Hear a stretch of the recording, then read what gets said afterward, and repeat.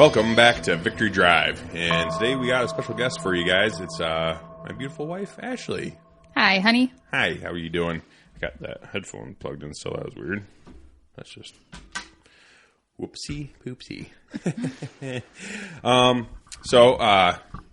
Wife, Ashley. That's me. That's you. How you doing? Good. How are you doing? Doing good. Glad to be doing this finally. Yeah, finally. Like, it's been super long. It's only been a few episodes now, so. I just mean from the start of the idea of this podcast. Oh, yeah. This is long awaited. It says we've been, we've been talking about it for a little while with Kurt and everyone, but. Even before that. Well, yeah, even before that. Because we did, Jordan and Jordan had our own podcast for a while, and that ended. It was good. Fun. It was good while it lasted. I Yeah. enjoyed listening to you guys. It was fun. We just talked shit about it, Yeah. about politics and stuff pretty much the whole time. I only understood about half of it, but I still enjoyed listening to it. It's fucking weird is what it was. Like, politics are weird, and it's kind of a drag. Yeah. You're talking about all the time. Yeah, I just didn't understand it half the time, but Yeah. the funny stuff was good. Yeah. Well, that's what you gotta do. Just talk shit about everything all Those the are time. the best ones to listen to. Yeah. So, I guess we got a little bit to talk about today. I was gonna ask you. So you are now a full-fledged part-time cop. I am. It's weird to say, but after kind of a long journey, I am a cop. After all those times you teasing me saying I was a cop when I really wasn't, I can say I am now. Yeah, and we talked about it for a while before, and initially I was like, hell no. Hell no, you're not going to be a cop. That Yeah. shit is fucking dumb. Yeah. No, I wasn't super. I just didn't really think of it at the time. You approached it really nonchalantly at first. Well, and because when I first approached you, I didn't even know if I was serious, I think. So to give a little backtrack, I have been working in our sheriff's office jail for like 3.5 years now, probably pushing 4 here, pretty close. And every year we have to go to a training down at the Iowa Law Enforcement Academy. And the first year you go to the academy for jail school, it's a 40 hours. So you're down there all week and it's a big group.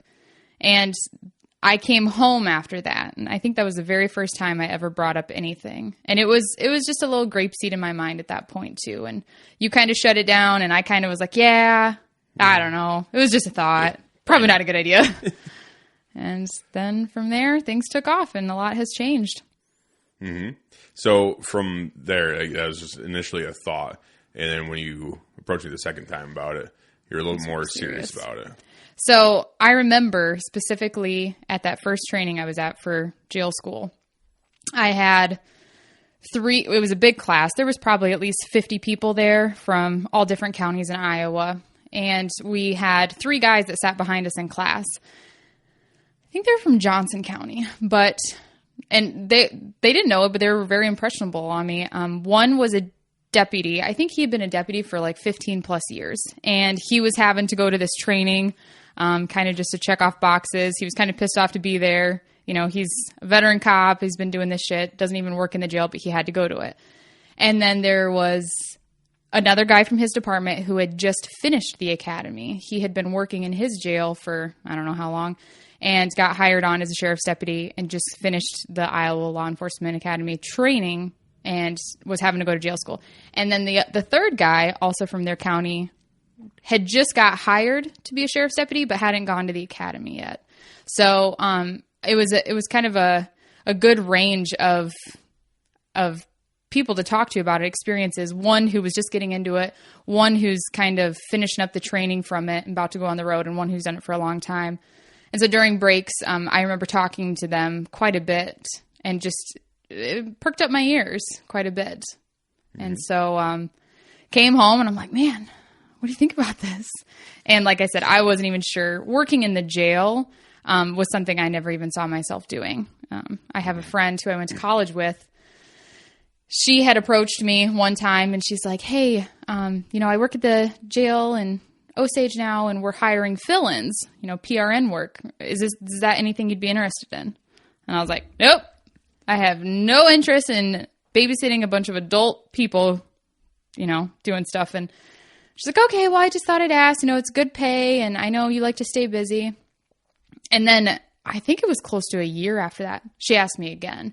She's like, hey, just throwing it out there. We're hiring for this again. I think you'd be really good at it. It's as little or as much as you want to do because it's PRN work. The pay's pretty good. We've had some pay increases. And at that point in my life, I was like, I could probably fill in the schedule even a little more, pack that on. What were you doing? What were you doing again before that? So Is at that when you were doing your cleaning shit? No, at that point, that was right after Mom and I had opened the store. Oh, that's right.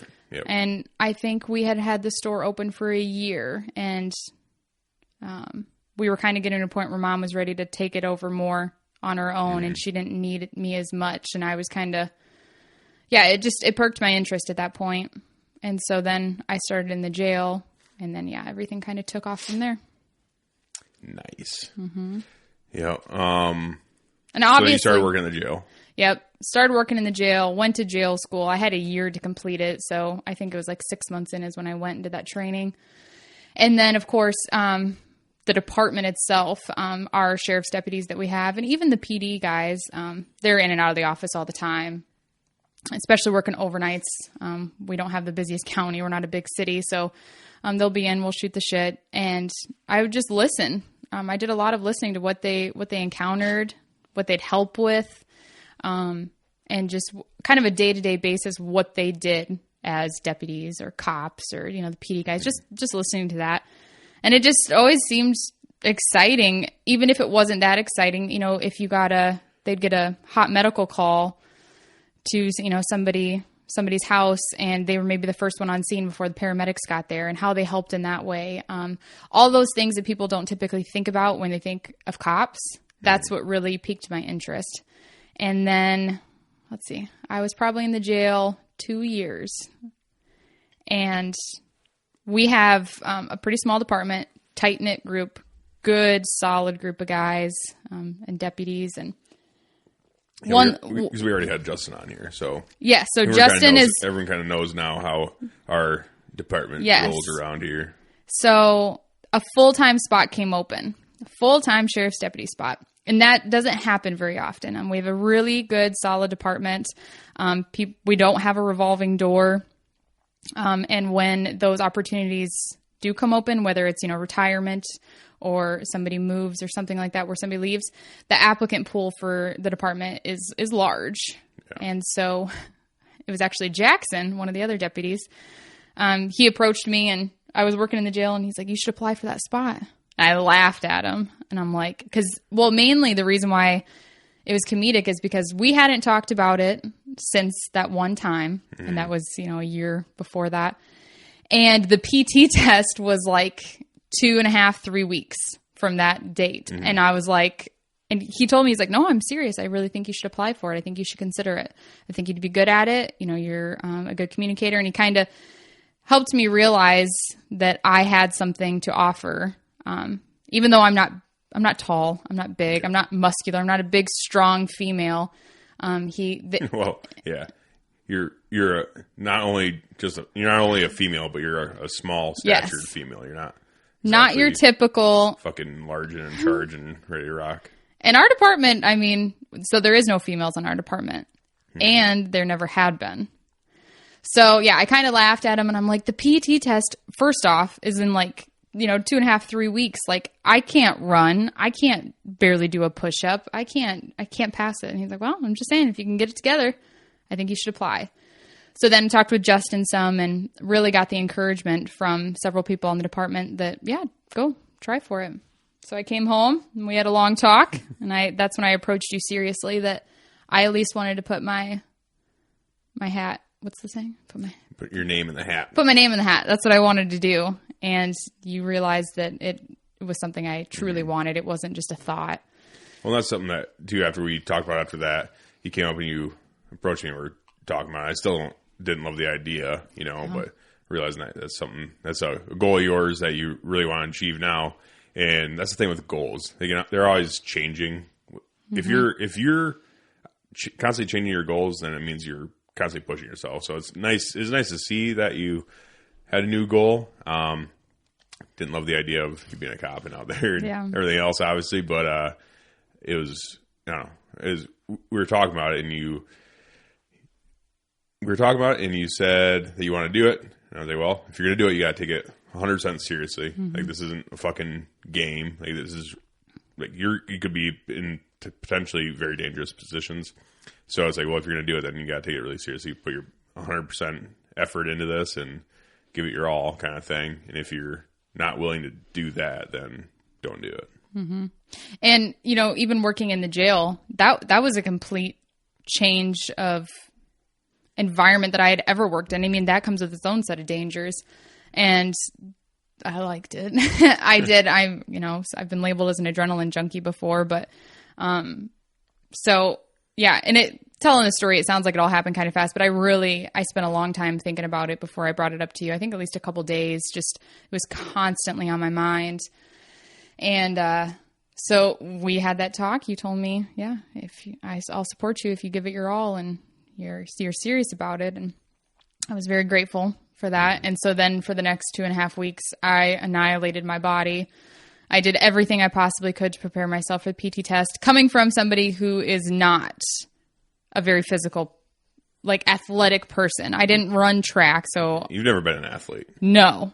I didn't even do sports in high school. I was homeschooled prior to high school. So started smoking cigarettes when you were 12. Yeah. So it's just, the lead up to this was not ideal whatsoever. And so I'm like, well, I know what the test involves. I got to run 1.5 miles. And I think for the female standard, it was 15 minutes.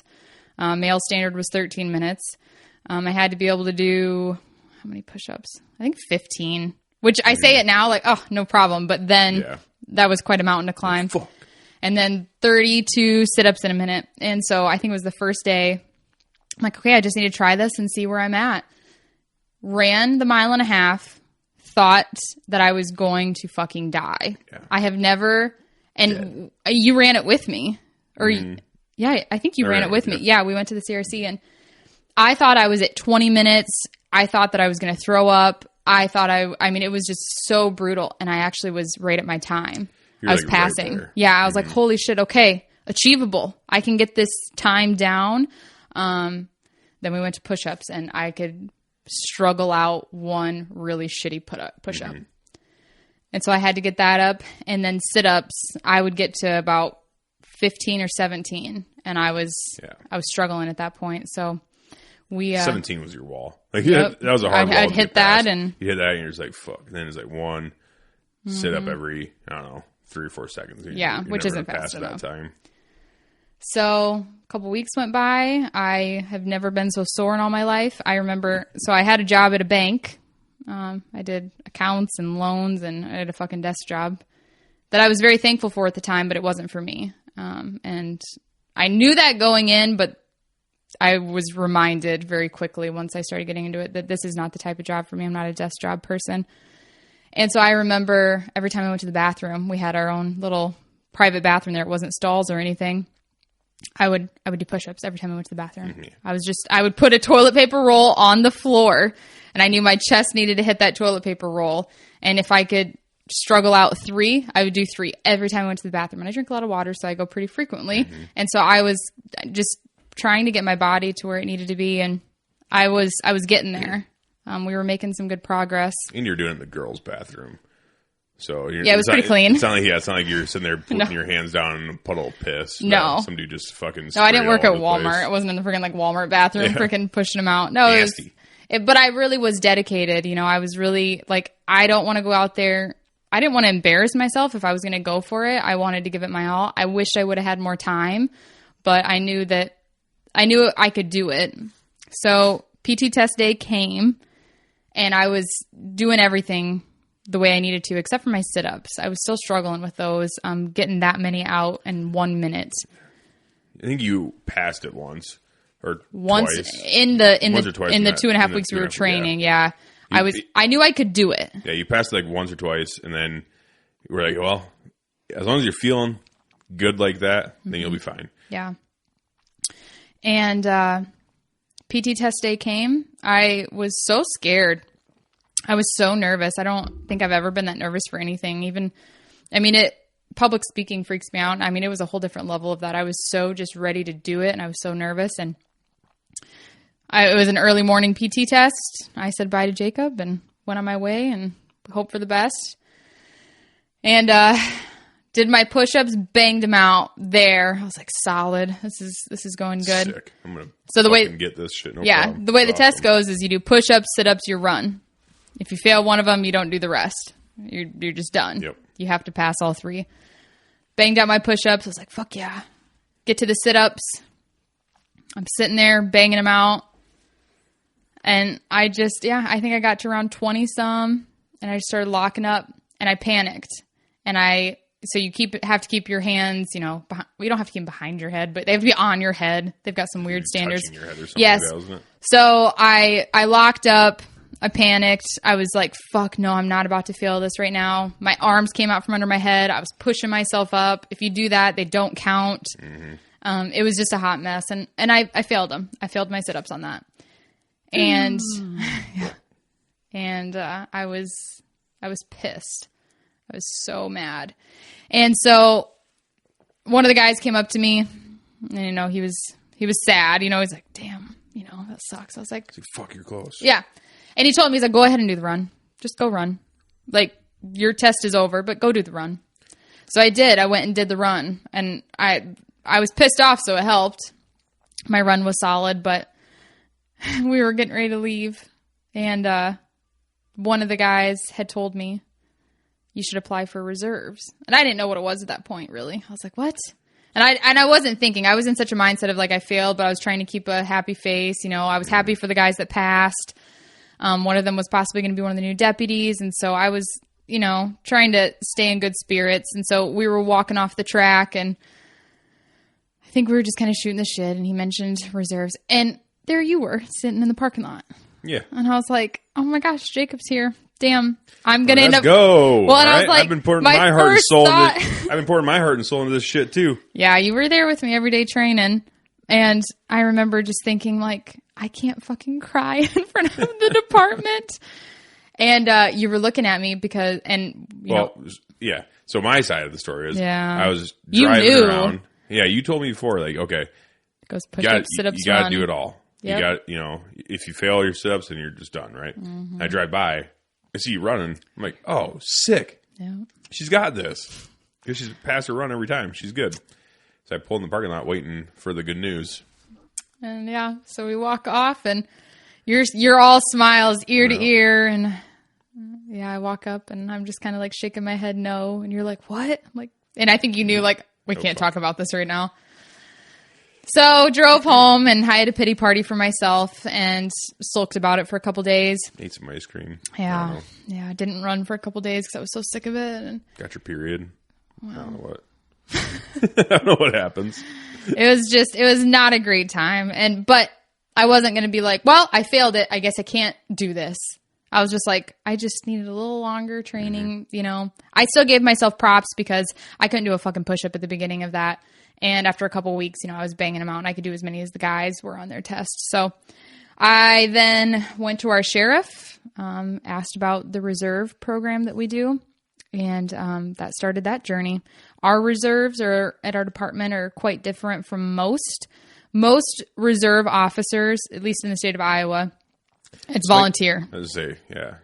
You hear the $1 a year, it's great to have. It's $1 a year. What do you mean by that? So that's a big saying with the reserves because they're actually required, I think, to pay you $1 a year, but not a penny more. It's a volunteer position, but. So a lot of people that the department... They have to pay you $1? I'm questioning myself a little bit. That's the saying, $1 a year. It's like, oh, yep. Does your department pay for reserves? Nope. Just $1 a year. It's volunteer. So... Interesting. But the people that do those spots, they're very useful when the towns have big gatherings, fairs, if there's concerts in the area and they just need more security, parades. Maybe there's a big funeral going on. That's where reserves are usually used. Our department, you're a fill-in. You're a PRN. You are taking place of the full-time deputies when they're away, whether it's vacation. So you're a fully flocked cop. Yep. You just can't. There's certain things you just can't do. There's one thing I can't do. One thing. You can't OWIs. They don't send you through the OWI training. I don't really know why. But you can sniff out weed. Yep. I've already had 2 arrests. I had a felony narcotic amount arrest, and so you can't tell if someone's drunk. I mean, you can't pursue it. Yeah. You have to call in another officer. You can do everything leading up to it, but when somebody gets an OWI, there's a couple tests that have to be done. One of them being the actual breathalyzer you do back at the police station, and it's called the Data Master. You have to go to a whole separate training to be able to operate that equipment. They don't send us to that. And then also, the eyes test and walking the line, all of those tests, you have to go to a special training for it. So we don't get sent to that. It's just kind of, I don't know why that's the one thing, but everything else, I had to complete all the firearms training. I drive alone. Everything else, it's full fledged without going to the academy. Yeah, that's fucking sick. Yeah, that's cool. Throughout all the training that you've been doing, so you had to go through a bunch of modules and shit in some college. So you don't have to go a nearby college. Offered it. So in Iowa, we have the Iowa Law Enforcement Academy. That's where the majority of all officers go through when they're hired full time. It's a 16-week academy program. We also here, though, it's about an hour and a half away. We have a community college that they have their own academy. That academy, though, is coupled with a 2-year degree. So it's not where the majority of officers go when they get hired somewhere. But that college that does that, they are one of, there's other colleges that do it, but they have the training that reserve officers have to go through. They're called reserve modules. And so that's where we decided I was going to do my training. It was 1 week in a month. Would go down there, a couple days of classes. We had a couple workshops. We had a driving workshop. We did a defensive tactics one. And it was all basically classroom training, though. And then the rest of it, I relied on the department and the guys there. And they have done an outstanding job and continue to. I couldn't have done it without them and all the things I've learned from you. And I just got cleared this last week. Hell yeah. They cut the cord, and I'm officially on my own. I had to do, it was a little over 200 hours with a field training officer in our department, where I was either riding with them or they were riding with me. And I needed to complete several things, all the reserve modules, firearms training, taser training. I had to complete all these things and have some experiences under my belt before I was cleared by our sheriff to be officially on my own. And I got that this past week, so I'm pretty excited. Tomorrow's my first shift on my own, and I can put whatever I want on the radio. I don't have to worry about how fast my windshield wipers are running, because the guys that always ride with me, we've all got our quirks. Now you're a full-on fucking copperoni. I am. As Jordan would call you, the carrot cop. The carrot cop. I forgot about that since the night we talked about it. He called you the carrot cop. Oh. Because clearly. I have strawberry blonde hair. Yeah. I'm often called blonde, but every now and then somebody likes to throw out the redhead. It's pretty close. Jokes. It's fucking. Sometimes you mostly, but looks pretty. Right now? No, I'm just saying. Sometimes it changes. In the winter, it gets. Yeah, in the summer, the sun helps it out. The winter, your gingerness really starts pulling through. It does. You lose the sun, and that's what the thing is with a lot of redheads is that they can't really go in the sun because they're soulless kind of thing. So you better watch it. It burns them really bad. And that's why I'm not a ginger. Yeah, no, because I get very tan in the summer. I connect all the freckles. Genes, though. Yeah, you got the genes. I got some jeans in my closet. So, what was your favorite part about the whole training and stuff? Whew. The working out, the shooting, the DT. I've got to preface. This is the hardest thing I've ever done, hands down. I didn't come from a military background. I didn't go through the Iowa Law Enforcement Academy and have 16 weeks of vigorous training where that's all my attention was focused on was learning these things. Didn't go to college for it either. I didn't go to college for it. I had to put a lot of skin in the game, and this was a lot of spending my nights, weekends, whatever it was, whether I was really trying to, get my physical agility up to par, whether it was out on the range with the firearms, and every single aspect of this job, I basically started from zero. You did. I wasn't physical, so then I had to figure that out. That was the easiest because that one you just really, you just go to the gym and you fucking do the work. That was honestly the easiest part to get figured out. Firearms was definitely the most challenging, but I would say that one has probably been the funnest. Obviously, you're a big gun guy, and I was embarrassed at the fact that we had, so many firearms in the house, and I was still scared of them. I didn't want to pick one up. We'd go out to the range. I'd pop a couple off, and I'd be like, ugh, here. Yeah, you'd come out with this. Like, it's not like you didn't like guns. You just didn't have know any. them. You didn't have any familiarization with them before. So we'd go out to the range, like Jordan and I and stuff. We'd all get together and do that, and be like, "Hey, honey, why don't you come shoot this gun?" You're like, "Okay." You shoot like once or twice. Like, that's I'm cool. good. That's fun. That's fun. Because I didn't have a lot of fun. Cool. Great. Yeah, I didn't have a huge interest. I knew I always wanted to get into it, but I never had anything pressing me. Yeah, you've always kind of talked about it. I just wanted to sit in a lawn chair and drink beer and watch you guys shoot. Yeah, you've always kind of talked about it, but you never really went through with actually getting out there and doing the training. Yeah. So getting myself familiarized and with good passing scores for pistol, rifle, shotgun, that was definitely very challenging. You spent many, many hours out on the range with me. Some of the other deputies, our firearms instructor, we've spent a lot of time in the range, and it's still a work in progress. I'm still learning a lot. My pistol game has came leaps and bounds. Oh yeah. As far as rifle and shotgun, I'm still learning a lot and trying to get to a place, hit some goals there. A lot of people don't think about it, but so you have, as a cop, you got your primary, which is actually your handgun. Yes.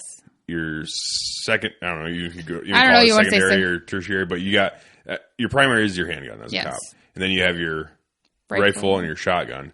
And shotguns are the most popular firearms because they're the most versatile. You go and hunt, everything from birds, small game, to deer, to elk, to whatever the hell you want. You can hunt everything with a shotgun. If all you have is a shotgun with a slug barrel, even if you don't have a slug barrel, but you can do whatever you want with a shotgun. Do anything with it.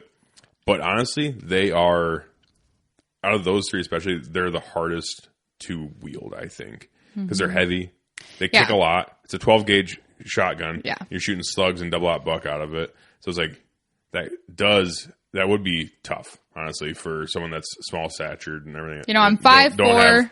You don't have a whole lot of experience with guns and stuff too. Yeah. So I think, my personal opinion, I started out with a shotgun, so I'm very, very comfortable with shotguns. But that would be a tough one to figure out, honestly. That your handgun and your rifle, it's a AR platform, shooting 5.56, so you're not. Yeah. It doesn't have a whole lot of recoil. No. You don't have a whole lot of recoil to manage on that thing. And I enjoy shooting rifle. I never thought I would as much as I do. But so for there's tests that we have to pass, our firearms tests, and we test on these semi-annually. And it's all different courses. And so they're timed. You have to have a passing score based on precision.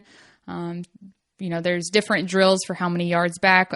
For pistols, we go up to 25 yards. Do some different, prone, kneeling, standing. We do night shooting. We sometimes do some friendly competition shooting where we go past 25 yards. But for the testing, not only just trying to learn how to be precise with the handgun and with my pistol, but doing it, while being timed. There was just so many learning components that came in all at once. And I was really trying, and this is while also trying to learn everything else that comes with being a cop, learning my 10 codes, learning radio talk, all these things that they teach you in the academy. Yes. Making sure you're not out there doing illegal shit, and you don't even know it, where you're going to end up in court, and, making sure you're being safe about things. I can't brag enough about the department that I work for and the guys that have mentored me and been there and helped me learn all these things. But, it wasn't like when you go to the Iowa Law Enforcement Academy. They start you week 1. You're going to learn this. Week 2, and you go through 16 weeks where it's structured. I was still working full time at our job. We have our family. There was just so much going on. So it was definitely this last couple of years has been some of the most challenging times, but it's something that I have realized that I'm passionate about, and I've never felt that way about a job. And so that's helped a lot. Yeah, for sure. And then, of course, support at home. It's out. Yeah. Well, You've been absolutely wonderful. And I know I've had, there's some stressful days where I know I'm not fun to be around because of a test coming up, or I went out to the range today and I shot like shit and I can't get this figured out. It's like, yeah. There's only been a couple times where I'd be like, all right, you just want to do this shit on your own or what? Do you want my help or not? You'd be like, oh, yes, I do, but I'm fucking pissed. Yeah. All right. I suck right now. Yeah. But no, it's been a lot of fun because I really enjoy shooting and training and doing that kind of that stuff. So it's really fun to do that with you and train and help train you in whatever way I can and all that, which has been great. But it's also like now you kind of understand too, where maybe before, like if I'm buying rounds and want to go to the range and shoot, you're just like, fuck. How much did you spend? That shit's expensive. Why do you need 1,000 rounds in the safe? Right. Why'd you spend fucking $200 at Fleet Farm? Yeah. Well, because I wanted to buy ammo. Now I'm spending all the money on ammo. Which is great. Yeah. But now it's pretty fun because now that's something that we get to do together, and it's a lot of fun. And I don't know, it's been a lot. It's been a lot of fun, I think. Yeah, but, it has. It's also one of those things that you really got to focus on it because you do have a lot to figure out in a short amount of time. Mm-hmm. Yeah, balancing. I couldn't just hyper focus on one thing. It was, I'm still constantly learning stuff. And like I said, everything about this job, I started at ground zero. I didn't have any previous, I'd come home and talk to you, be like, okay, I had a defensive tactics, training today. And you knew everything that I was bringing up because you've gone through all that with the Army and you were, a instructor and everything else for DT. And yeah, it's been fun coming home. And we call it combatives, but yeah, it's basically ground fighting, jiu-jitsu type shit. But that's the thing too, that you're trying to cram years worth of knowledge and experience into, a year basically. But it takes years to get good at that stuff. It takes years to get really, really proficient with a handgun. It takes years to get really, really, really proficient with a rifle. It takes years to get really proficient with a shotgun. It's like if you don't start young and do that stuff and get really familiar with it, and half of it is being familiar with it. That's half the battle right there. Yeah. And you starting as a adult and being like, well, now I got to get good. Yeah, now I need to become an expert at this. I have to be at least at minimum proficient in handgun, rifle, shotgun, hand-to-hand combat. And then also on top of that, you got to know case law, all that shit. Tasers, whatever. You don't have to be. There's a lot of buttons on that thing, all right? You got to learn them. Yeah, but you're just shocking someone, But it's one of those things. There's a lot of shit that you're trying to learn and become proficient in within just a year's time. Yeah. It takes a lot of work. Year and a half. And I have a perfectionist type mentality too, so. Which sucks sometimes. Yeah, no, it does. Because then you get all frustrated. You're like, I fucking suck at this. Like, you're doing a lot better than you were last time. But it's not good enough. Yeah, right at that moment, I know I've improved and I know what I've accomplished thus far. But in that moment, I'm like, this is not where I need to be. This is not where I should be. I've shot better than this before. What the fuck is going on? And the hardest thing with firearms is I'm still so new and I've come leaps and bounds and I'm a pretty good shot now, especially with pistol. But when I do have an off day, I can't always pinpoint what it is. Like, that's where the lack of experience pisses me off even more because, with most things, if you fuck up, you're like, well, I did this wrong. When it comes to shooting and firearms, I learned all about the fundamentals. And if you're not focused on those, and you, especially, out on the range where we're timed, it's just go, go, go, get into your positions and then switch, all this and that. And then you go and you look at your target afterwards and you're like, what the fuck? Like, your spread's huge or you threw some and you're trying to think back where you did that at. And it's like that's always what gets me because, you know, I like to be consistent when I'm good at something. And so whenever I have that inconsistency, yeah, it's pretty frustrating. Mm-hmm. I heard this, Mark Drury said this before, and I think he heard it from someone else. But this is a good saying. You gotta be able to slow the game down when you're doing that stuff. When you're timed, the pressure's high, you have to be able to slow the game down in your own head. Like whatever's going on around you is still gonna be going fast paced, but you need to be able to slow the game down and be able to focus on putting executing a good shot, whether it's archery or guns or whatever. It's all the same concept where you need to focus no matter what else is going on. Your only focus is executing a good shot. And with guns, shooting, whether it's handgun or rifle or shotgun or whatever it is, it's consistency. You got to be able to do the same thing over and over and over again. And if you do one thing and you're like, oh, well, that hit the bullseye. Okay, but was it consistent? Can you consistently do that same thing over and over and over again? Whether you're standing, laying down, running backwards, you know, nighttime with your flashlight. If you can't do it consistently and with the same form and everything, then you're not going to be a good shot. You're going to be inconsistent because you can't consistently execute that well placed shot. And one thing I will say though is I think that's why I have to say firearms has been my favorite, because with all the learning curves and the frustration, you know, hot days out on the range and, you know, really, really dealing with trial and error and then seeing progress and watching my scores go up, up and up. And then, you know, going out and doing our qualification course and, you know, getting a really good score on it, getting that confidence has built my confidence in talking to like our friends' wives about it, because 2 years ago, you know, I was uncomfortable around any firearms.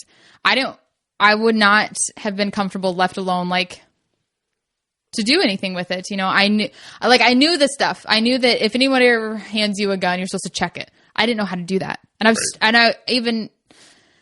I just usually didn't want to figure it out. I was like, it's fine, whatever. But then once I had to learn all these things and become proficient with it, you know, one of our good friends, Matt's wife, Lexi, I got to sit down with her one night and I just got my pistol out because she has the same interest in it. She's like, I want to know more about guns. I want to be able to protect myself and my kids and everything like that. But yeah, everybody already knows so much about guns. And I think that's a feeling that a lot of females have, is they're embarrassed to ask, or they don't want to be like, oh, I'm scared and stuff. But that's the reality of it. You're not familiar. You didn't grow up going out with your dad or anything and getting shotguns. You're not familiar just with the basics of how a firearm works at all. And so starting that from ground zero, you know, you always feel kind of dumb. And so it's not necessarily just females. It's just whenever you're an adult, honestly, whether you're an adult male or an adult female. Yeah. It sucks.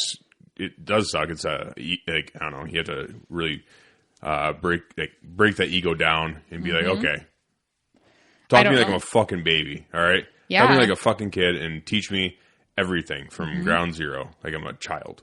And it's like, you're not a child, but you have to treat it like that to a certain extent. Obviously, I'm not going to talk to you like, good job, Ashley. You're doing so well. You know, it's like, all right, hey, this is a Glock 17 or a Glock 19. This is how you eject a mag. You know, that stuff. All the very, very quote unquote simple things that everyone that's been shooting firearms for at least, you know, the majority of their lives or whatever else, they know all that stuff. I remember you don't know any of it. I remember not knowing nothing. What ejecting a mag was. I'm like, hang on, stop. I don't know what you're talking about. I wasn't too ashamed to be like, I back it up even more. No. Like, I don't know anything about this. You weren't too ashamed to ask because you knew you had to learn it. Yeah. If you didn't learn it, then you're not going to achieve your fucking dreams of being a cop. Yeah. So you had to accept the fact that, okay, I'm going to ask some dumbass fucking questions. Yep. You know, but if you didn't ever ask those questions before. No. You never asked them once before because you didn't want to fucking look stupid. Exactly. And especially usually when you're in a situation to even ask those questions where you're going to go shoot, you're around a bunch of people that shoot. Yeah, it's a little fucking embarrassing. You're like, and you don't feel the need for it. It's like, I have an interest. later when I'm on my own, one day I'll freaking go down a YouTube rabbit hole and I'll watch some videos and I'll let them teach me. Yes. But that's the thoughts I know that I had, that some other females had that I've talked to about it. So yeah, like that night with Lexi, I just took her off on my own and I was like, let me just show you like 2 things. Let me just show you how to check a gun if it's loaded, if somebody hands you one. And I think that's all we did. And we just did it over and over. And that was all new to her. You know, she's watched people do it, but actually getting it in your hands, doing it in a safe manner, you know, and then even that boosts her confidence. Like, yeah, I really want to go out to the range and like, you know, maybe you can come out and show me some stuff and start from ground zero. Cause, you know, she trusts her husband and everything. And she knows he would be happy to teach her, but it's just, yeah, you get kind of embarrassed to ask those questions. And people who have handled these firearms for the majority of their life, whether it be just recreationally with hunting or, you know, more military background, they rattle off stuff without even knowing that they're rattling off, because they just forget that so much of that isn't familiar to everybody. Yep. There's been, I mean, I certainly did that to you a few times. That's why I always reiterate, you know, it's like, hey, stop me. Mm-hmm. Ask questions. Mm-hmm. Ask all the dumbass fucking questions that you want, because, you know, you're never going to learn it if you don't know. Yeah. You don't know what you don't know. And, you know, that saying, there's no such thing as a stupid question. I mean, there is a such thing as stupid questions. But when it comes to like guns and gun safety and stuff, when it comes to stuff like that, there really is no dumb question. Because if you don't know, then you're going to inadvertently. Yeah. It's just bad. Hey, we had to go all the way down. I got someone like, okay, so you racked the slide. What the fuck? What do you mean by that? Yeah. Okay. Pull the slide back.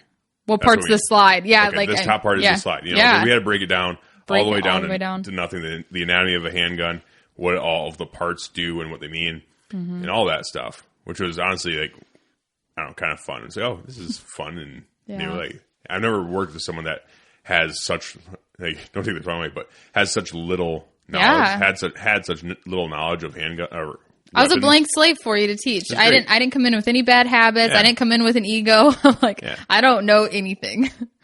Teach me your ways. That was one thing too. I'm like, okay, this is going to be hard for you, but you have to listen to me. Whatever. It was. You're a great teacher. Me, you know, so that's the hardest thing when you're teaching someone about stuff, is when they want to argue with you. It's like, motherfucker, don't listen then. Yeah. I mean, I'm not saying you did that, but I don't think I argued with you at all. A little bit, but you see that more with guys. Honestly, like when I was in the Army, I ran a few ranges, especially like when it came to zero ranges and stuff at the M4 Qual range. And there'd be guys that come in and they're like, they're trying to zero their M4.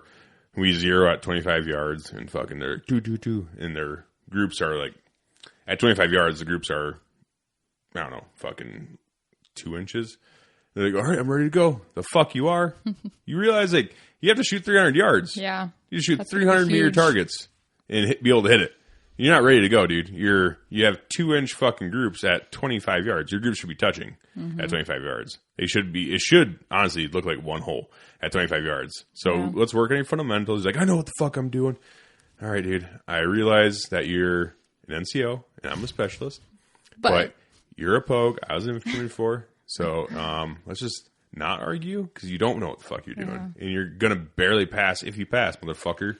Couldn't say that. So you just have to be like, all right, well, good luck to you, Sergeant. See you later.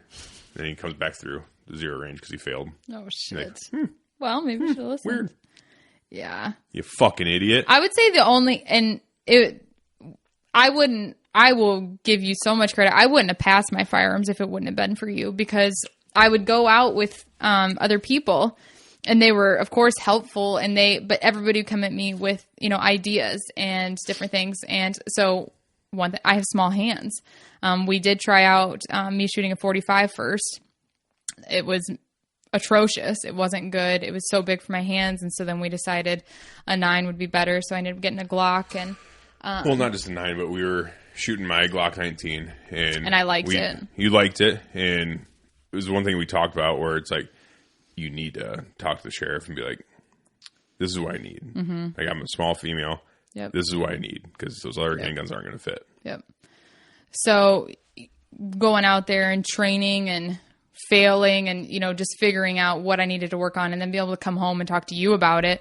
Be like, okay, well, let's go out tomorrow and we'll try these things. And obviously you're my husband, so I'm way more comfortable and less self-conscious around you. And not only, it's intimidating going out with a department of sheriff's deputies to, do a qual course when they've been shooting. They've gone through the academy. They've done, dozens, however many of these courses. It's just another day out there fun shooting. And that was one thing you told me. You're like, shooting is fun. So when you go out and do these qualification courses, make sure you're having fun while you're doing it. Yes, it's timed, and that's where a lot of people, including myself, tend to fuck up when they usually wouldn't when you're just out there on the course training. Because as soon as you set a timer, you're like, oh, fuck. Yeah. Then you start throwing shots, and your groups get bigger and bigger. And so being able to come home and be like, okay, this is what I need to work on, and then us going out to the range and just being able to talk through you, and me and I know you, and that was just so helpul and got me to where I am right now, and I keep getting better. So the biggest thing with shooting you soon. Yeah, good luck. The biggest thing with shooting is fundamentals. You know, we've said that a million times. It's very, very fucking annoying when you've heard it a million times by a boatload of different people. But it's true. It's true. Absolutely. Especially as you get more confident. Even I have to go back and hit the range and be like, okay, I need to just work on fundamentals today. Because the last time I shot, I could tell by looking at my groups, looking at my groups that I've been shooting, and it's like, that's not my best work. Something's going on. You're not so you have to go back. You got to go back and go really fucking slow and just reprogram all the fundamentals, because once you get those reprogrammed in your brain, then you can start shooting a little bit faster. Yep. Then you can start moving around and doing all these other things and all the fun, cool guy stuff that you see on Instagram and YouTube and all that shit, where they're only posting their best days, but I digress. It's one of those things where you do have to constantly go back and reprogram your fundamentals and know what a good solid trigger squeeze is and actually see it hit where you want it to hit and be like, that's how it's supposed to feel. Yeah. And then you do it again. And then you do it again. Yeah. And then you do it again. And you do it again. You do it until it's so fucking boring and you're like, okay, I think I'm good now. And then you do it a couple more times just to make sure. I specifically remember when I got a grasp on that's fundamentals. I'm getting them. Yep. Because when I first started, I would come home so exhausted, 4 or 5 hours out in the range in the sun. It was like all these things you're trying to do, you're trying to line up your sights, trying to make sure you're holding it correctly, where your finger is on the trigger, all these things, all the fundamentals, squeezing it, not slapping it, not dipping it, down to your stance. Yeah, your breathing, where your feet are positioned, where are your shoulders, where are your hips, all of this while also firing 15 rounds in 30 seconds. Yep. It's like it would be so exhausting, and I was trying so hard, but I still was learning. I was just in the process. But I remember specifically when I went out and it was just the first couple shots, went and looked at it, and I was like, ugh. And I was thinking to myself, I'm like, well, I think I have a little too much finger in the trigger well. I wasn't thinking squeeze, squeeze, squeeze, squeeze, squeeze.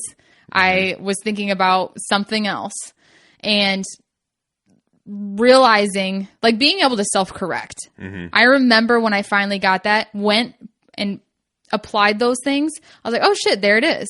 And being able to, and I'm still learning, rifle specifically, I still need some work on when it comes to self-correcting. I'm still trying to figure stuff out. Pistol was the primary thing I learned first and what I really needed to focus on. What's your primary weapon? Yes. So you need to learn that first. Yes. In the Army, it's completely different. Our primary weapon is an M4. Yeah. If you're an infantryman, that's your primary weapon. So that's what you qual with first. You do that shit in basic training. So. Yeah. So, once I started gaining that confidence and understanding what all these fundamentals were that were being thrown at me and actually being able to slow it down and realize and it just takes time on the range. Lots of rounds, lots of hours and dry firing. Dry firing over is huge. And over. Jordan and I talked about that when we were talking. It's dry firing is huge because it's free, after you buy the gun. Get that in your hands. Buy the gun, and then you get that thing in your hands, and you just learn what a good trigger squeeze feels like. You can focus on squeezing that trigger. You can focus on, did I dip that barrel? and you can just look at your form and shoot without shooting. You can do that shit in your house as long as you 100% double check, triple check, quadruple check. Make sure your weapon's clear before you do anything inside your fucking house, and put a bullet somewhere in your house or through somebody. So I always make sure you're clearing your weapon before you do any sort of dry firing that you think is dry. Yeah, there's no such thing as AD, just ND. No, yeah, exactly. I've heard that a couple different times. Like, that's a term that cops use that we never use in the military. You guys, not all of them. I've actually heard ND. Yeah, I've heard it a couple times where they say, "Oh yeah, he AD'd." It's like AD, like yeah, for anybody, yeah, accidental discharge. And I'm like, there's no such thing as an accidental discharge. Like, and I heard it a couple times. I've seen it a couple times. Like, what do you mean? Like, they accidentally fired the weapon. Like, there's no such thing. It's only an ND. Negligent. That's what we use in the term we use in the military. There's no such thing as an AD. It's only NDs, which is negligent discharge. Every single person that grabs a gun should know if that thing is loaded or unloaded. It's their responsibility. If that gun goes off, it's not going to go off by itself. If it goes off, it's because of negligence. A bullet's 100%. Not going to accidentally end up in there. Yeah, or it's on purpose. Either on purpose or negligence. Yes. None of the above. There's nothing else. There's no other conversation to be had. You didn't clear that weapon, and you pulled the fucking trigger, and it went off. Yep. That's your fucking fault.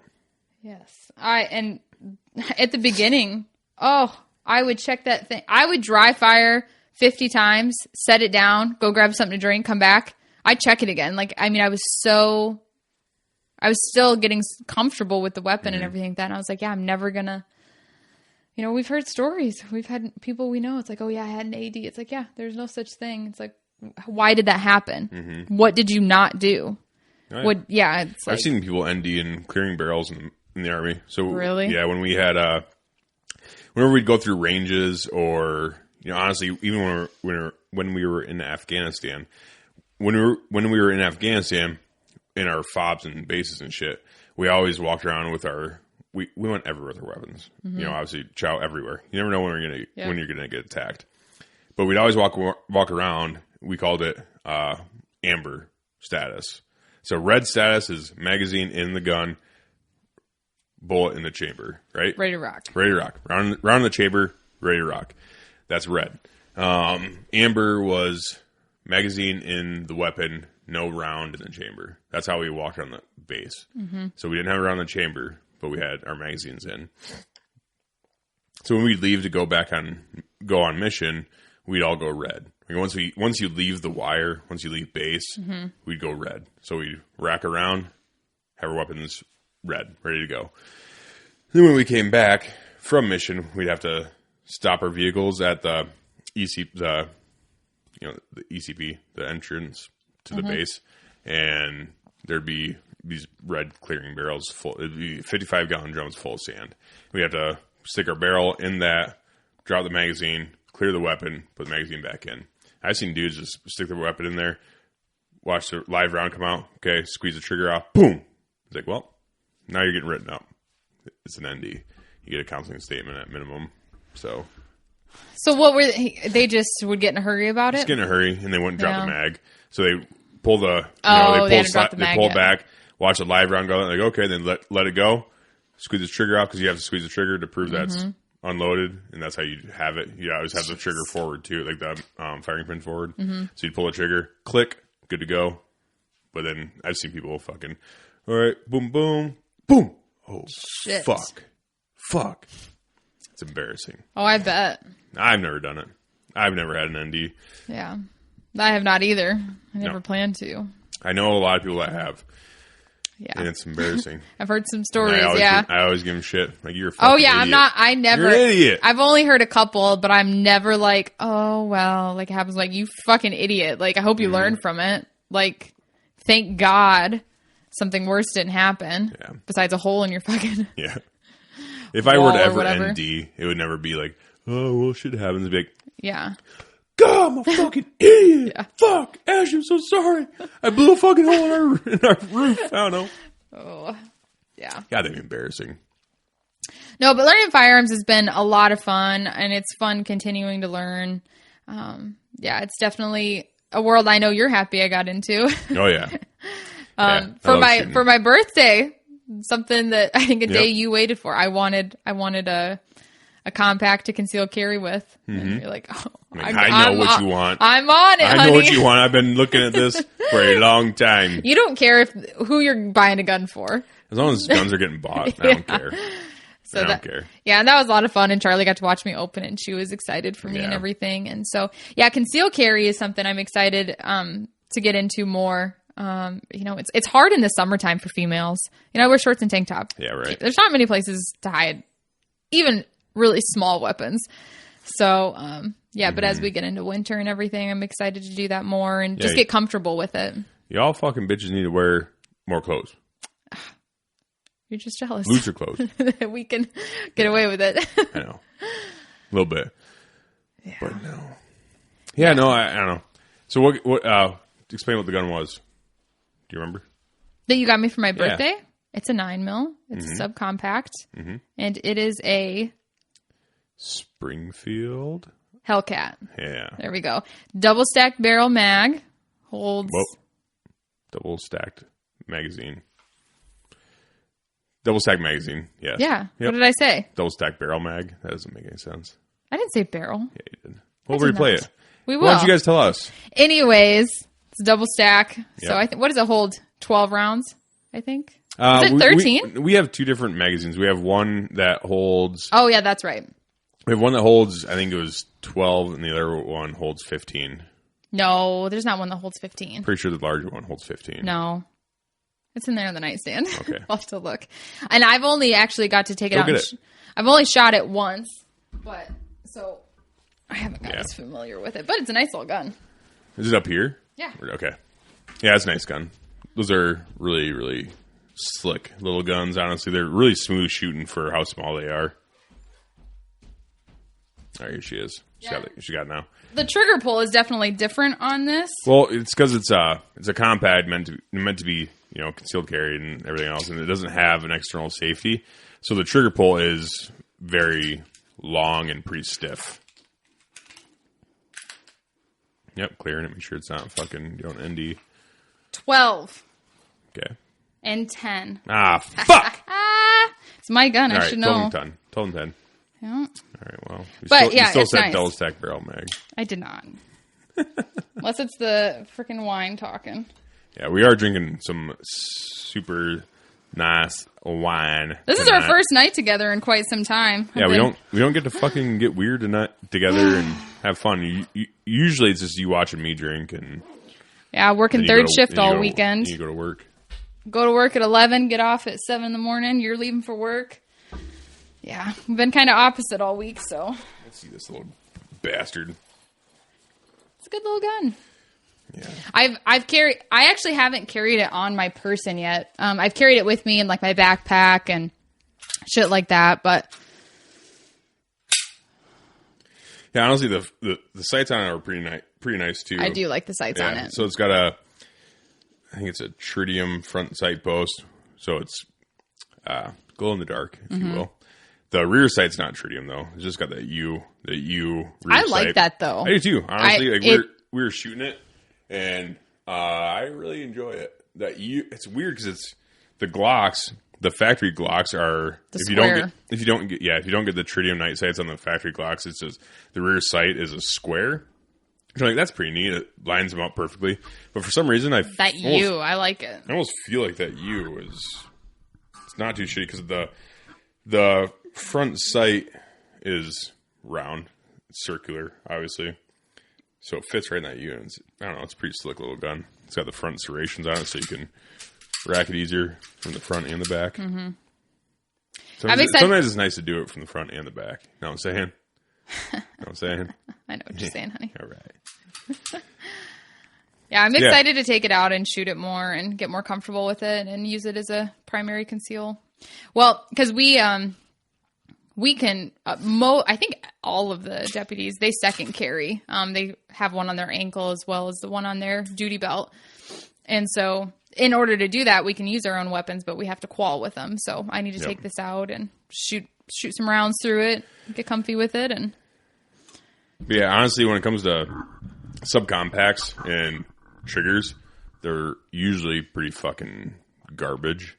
honestly. Yeah. But this Hellcat has got, for a subcombat, it's got a really nice trigger. Cause Yeah, your it's got, Your brother got the same one, right? Yep. Yeah, you guys got them the same day. Yep.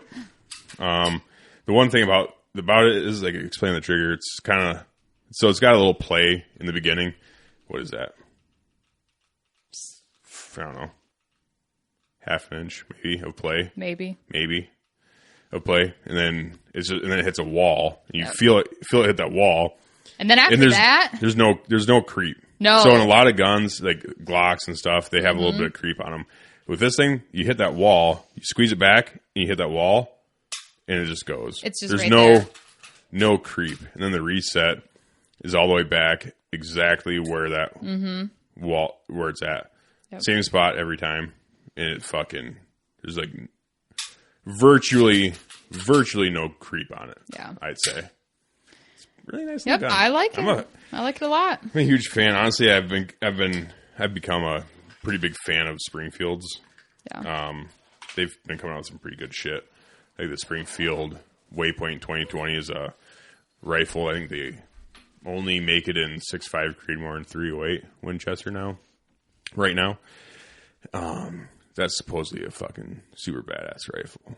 Shooting half MOA. I'm in the market. So. For a bolt action? No. I think so. I am. Yeah, you are. So I can take it hunting. Yeah. What are you going to hunt with it? What's the first thing you want to kill with it if you get one? Elk? Deer? Fucking kudu? I don't know. Kudu. Oh, the kudu, the gray ghost. Yeah, we went to Africa with the working class guys. Yes, what an amazing experience, but we were spooked by the kudu. Yep, the gray ghost. They ghosted us. That's some fucking bullshit. Multiple times. Never been ghosted so many times in my life. Yeah, and obviously if you go to Africa with the working class guys, it's going to be it's bow hunting. Yeah.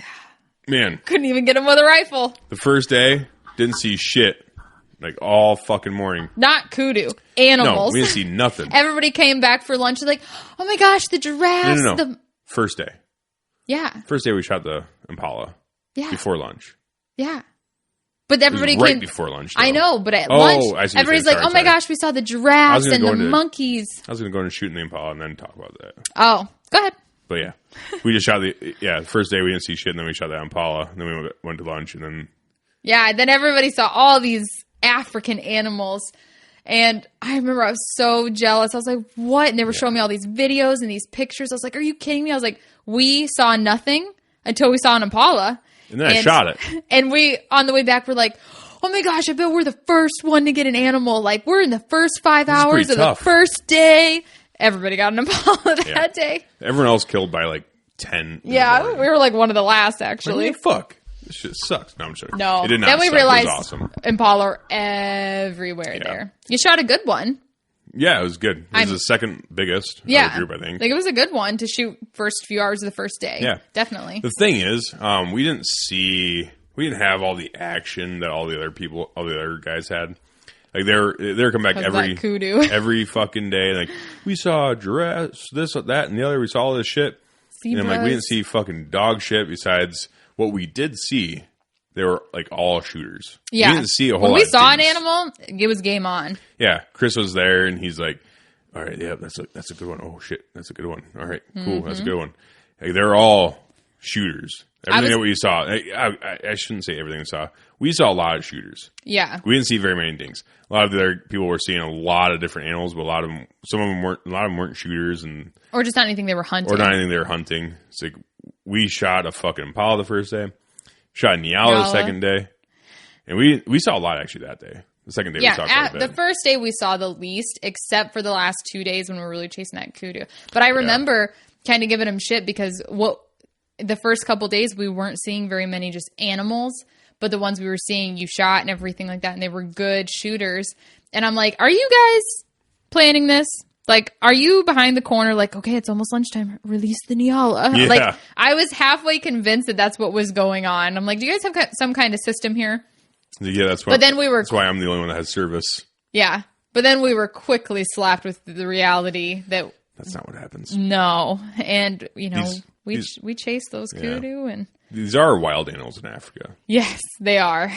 And so after the second day, it is wild. We shot that Impala, shot the Nyala, and we were only there for 3 animals because what we were going after were a little bit more expensive. They have a package, Pringle, Stuart Pringle. Pringle Safaris. Stuart Pringle. Yeah. Anyways, Pringle Safaris has a 5-animal, $5,000 package. We were like, oh, the $5,000 is nice, but what if I just do 3 more like extravagant animals? So that's what we ended up doing. And after the second day, we're like, shit, we're going to be done day 3, and we're going to be fucking getting drunk, kind of partying on all day, all night. I had our days badass. planned. I was like, I'm going to sleep in, and then we're going to go, because we should back up for the people that don't, haven't listened to the Working Class episode or any of those. Yeah, we went to Africa, and it was the most amazing experience I've ever experienced. And I've told people when I explain Africa, I'm like, you could have arguably taken out all of the hunting. And the accommodation and the hospitality was better than our honeymoon. And we went to a resort in Riviera Maya, Mexico, and it was the best thing we've ever done. So, yeah, I had these days like planned. I'm like, oh, my gosh, these animals, we're going to be done. We can just go hang out in blinds and see all these animals. We're not hunting anything. We can come and go as we please. And then the kudu. Then we're hunting kudu. And it's like, okay, now we're on to kudu. This is going to be great. Then we just got our fucking dicks kicked in. Well, we were to the point where we weren't even sitting in the nice blinds anymore, because the blinds there in Africa, the hospitality there is completely unmatched from any place I've ever experienced. Down to when they take us out to the blinds in the morning, and they've got a cooler packed with water, soda, beer, snacks. And the first day you shot the Impala before lunch, and we went out, saw the Impala, took pictures with it, and we were coming back to the blind, and we were celebrating. We're like, well, let's have a beer, and we'll go back to the lodge for lunch. And we're like, oh, we got to grab all of our stuff from the blind. So we had our backpacks, the camera set up, and, our little nest in there, because they're very nice blinds. Concrete. Some of them had tiled floors, a couch in there you sit on. Yeah, they're not shitty. But we were like, we got to grab our stuff from the blinds. And they were like, nope, we have it all packed up for you, ready to go in the truck. Like, they went in there, swooped through, grabbed all our stuff in a very nice manner. And, just completely unmatched for hospitality. Yeah. But we were chasing that kudu so hard that we gave up those nice blinds and went to pop-up blinds. And he set those pop-up blinds up in spots where there were kudu, because he knew that we all of us originally wanted kudu. Only one of us got a kudu. Old Doug. Old Dougie. But we all had kudu on our list. So he went in there and he set up some pop-up blinds in kudu spots where they've seen kudu. And still great blinds. Well, they were great. They weren't bad, but just wasn't. I was so scared of snakes. Yeah. When we switched to the pop-up blinds, I have a very unhealthy fear of snakes that I'm working on. But no, you're not. I am, and I have progressed. I no longer have you a borderline. You can say the word snake. Yes. Good job. And if one comes on the TV, I'm not shut down for the rest of the night. No, but you're shutting your eyes. Well, yeah. That's still progress. Yeah. Don't take that from me. It's like it's like if don't take as that. If you're give me some props here. Okay, you've gotten better. Yes, thank you. So we went to these pop-up blinds, and that's all I could think about, because we're out there in the other blinds. We had a steel door on there. We're cemented in. You'd see if one was coming in. Got 3 little windows, And then when we switched, especially all those freaking lizards, the geckos and everything. Because when we were in that one blind by the skinning shack, I had my chair. So I sat differently from gecko heaven. I sat differently from Jacob and our PH Chris, because I was filming everything. And so actually in the first pop-up blind, they had to cut a hole for me on one of the spots so I could stick the camera out of it and get ready to film it if something came in. But where that chair had to sit was, where that chair had to sit, I was actually on a slope. So I was sitting crooked, but I would rest my head against the tree that was right there. I'm like, oh, this will be okay. What was it? The afternoon, I think, when we were out there, there's freaking lizards crawling on the tree. I was like, well, I can't use it as a headrest anymore. And Yeah, then the lizards got pretty A lot prevalent. of fucking lizards out there. Mm-hmm. We didn't see a single snake, though. No. I know that Leela and Eric, they saw one when they were tracking one day. They did? She told me about it. I was like, stop. I don't want to hear about it. Because, the couple times that you and Chris took off on foot stalking, and I'd be following you guys with the camera, I just knew, I'm like, if I'm looking out for them, I'm going to see one. Mm-hmm. So I just need to focus on filming them, watching them through the screen, and making sure I don't trip over anything. But basically, I was trying not to even look at the ground. Yeah, because where we lived before our last acreage, you would be looking for snakes. And you've seen snakes in some weird fucking spots. I've never seen snakes. I saw them every time I mowed. On that acreage. I grew up there. Mm-hmm. And you're like, I see them in the trees. I'm like, I think you're fucking making it up. But Justine saw the same one, though, in that tree out by the shooting range. I've never looked in trees for snakes. And you're like, looking around everywhere. Like, where the fuck are the snakes at? If you're on the lookout for them, you'll see them. And that's why when people have unhealthy fears, they see that everywhere. That's why you just got to confront it. Grab a snake with your bare hands. I don't know if you know this, but there's steps to getting over something. Yeah, Justin did in New Mexico when we were in Hunt Wars. And I'm so happy for him. He fucking ate a snake. I know. I'm very proud of him. Yeah. Now he's Don't good. Compare my progress to somebody else's. You got to eat a snake. Gross. That's disgusting. Gotta go get a gardener snake. Ew, you're disgusting. And fucking eat it. No, I have come so far. So I admitted. I've gotten way past that. That's like the first step, admitting you have a problem, right? Yeah, but if you don't do anything to fix it, then you're not really. I haven't watched you watch a single snake show. No, but remember when we first started dating, young puppy love, and we watch Vikings all the time, and there'd be a snake on there. I'd shut down for the rest of the episode. I was done, not watching TV anymore. Couldn't sit on the couch. Freaked the fuck out. Now a snake comes on. I'm irritated. I'm like, you go, fuck! Why'd you just fucking tell me? And then that's it. That's the end of it. That's called progress. It's called progress. Slow. Nobody said it had to be fast. Yeah, well, I mean, I'm just saying. Grab a snake. No. When I'm ready. Kill it. And eat it. So we're about to go to Kentucky next month. And that's where I grew up for about 10 years of my life. And there's snakes everywhere down there. And they're all fucking poisonous. We had a fenced-in backyard in a subdivision, like a little cul-de-sac. Fenced-in backyard, and our black lab was bit in those years by a copperhead and a rattlesnake. Like, snakes are prevalent down there. They're everywhere, and they're all poisonous. Well, anyways, I was telling Charlie about a picture that Grandma Stacy had, my mom. There's a place, a snake pit.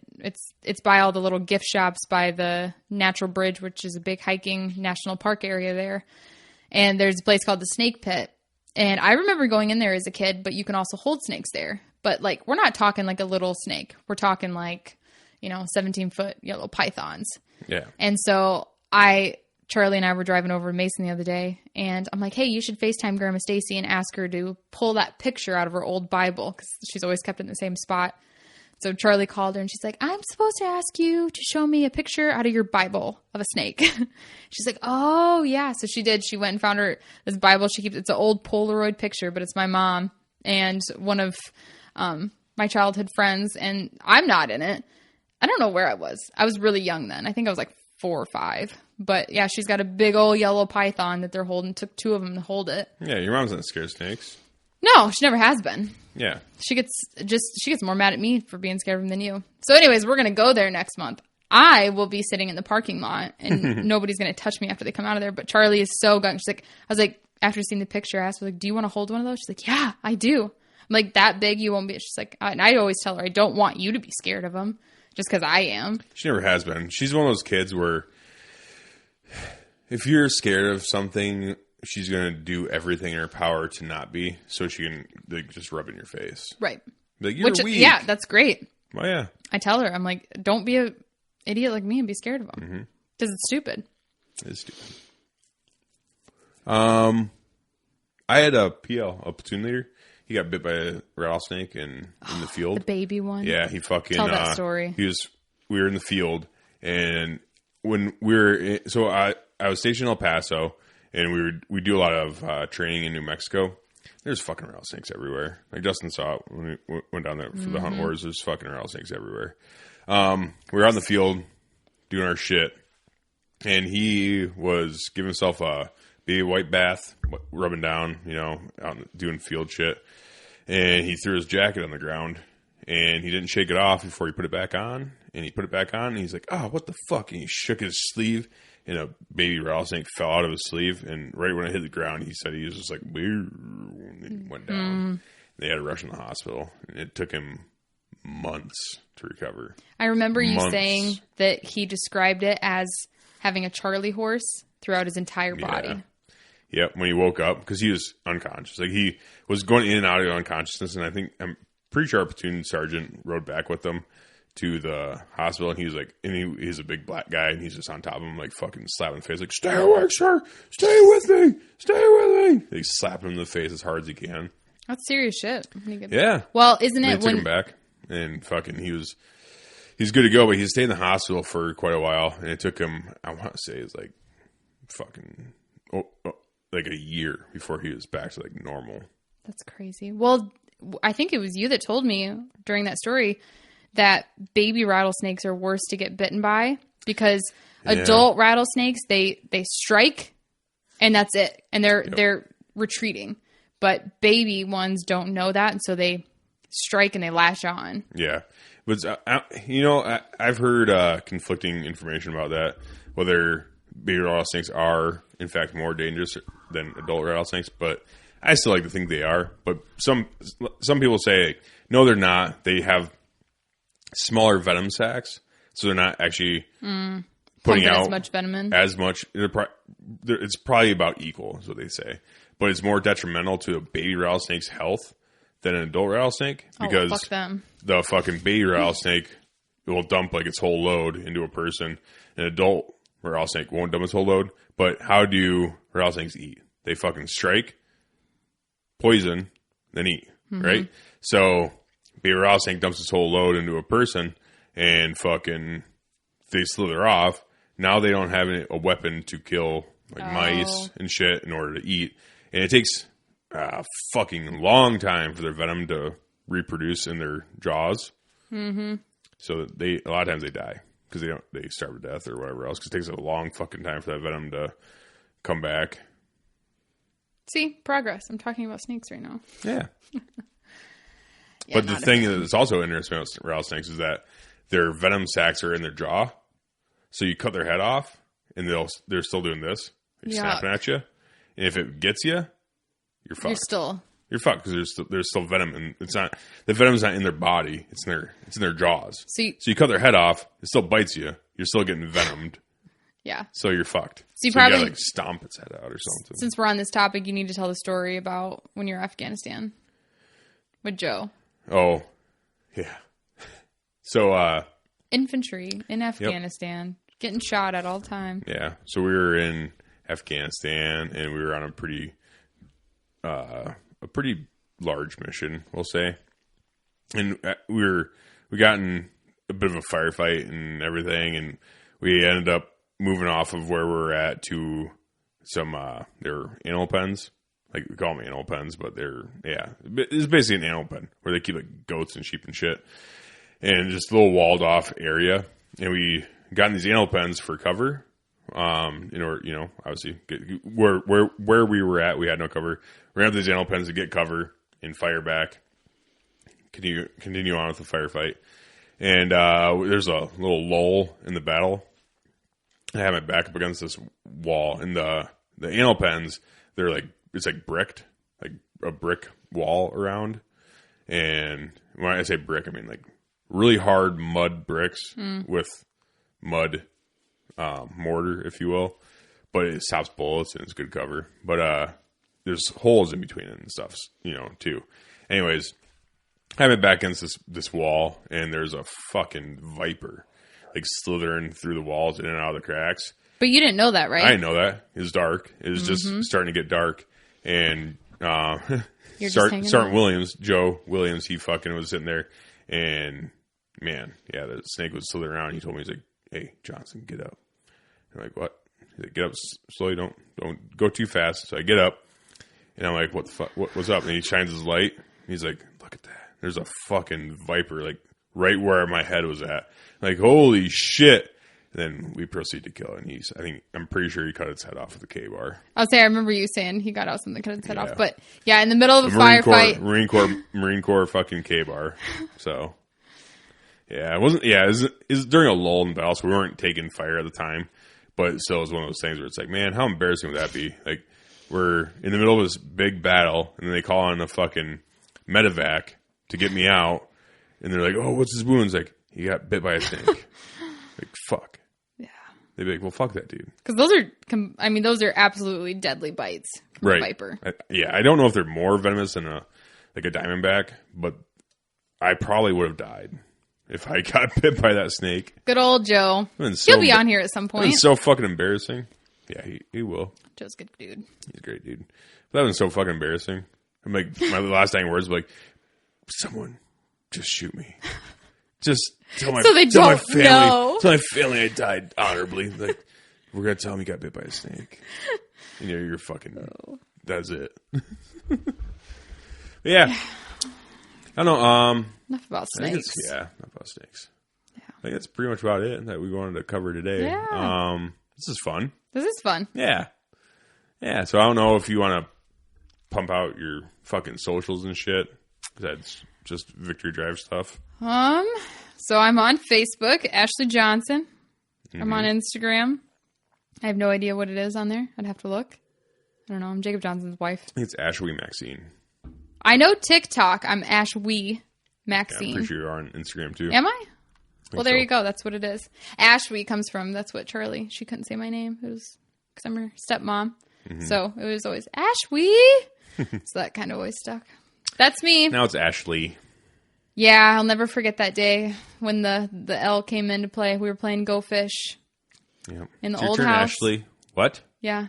I had tears in my eyes. I was like, sad. holy shit. This is the sad. end. This is it. She still calls me like every now and Every then. once in a while, yeah. 'Cause she knows that it's a sentimental name. Yeah. Well, it was in our vows. I did vows to Charlie during our wedding, and I said, I think my Ashwee. I phrased, I'm like, you were one of the best gifts to me, becoming your Ashwee, you know. So, but yeah, So sweet. TikTok, I'm just starting to get into. I mean, obviously, I've been on it for a long time. Like anybody who got TikTok, you get that unhealthy addiction to it for a while. But I just started making videos on it. After Africa is when I was like, you know what? Like, you can make some pretty sweet videos on here. Yeah. So I made some Africa ones. Oh yeah, because you fucking recorded the whole time in Africa. Yeah. That was pretty dope. Yeah. That was fun.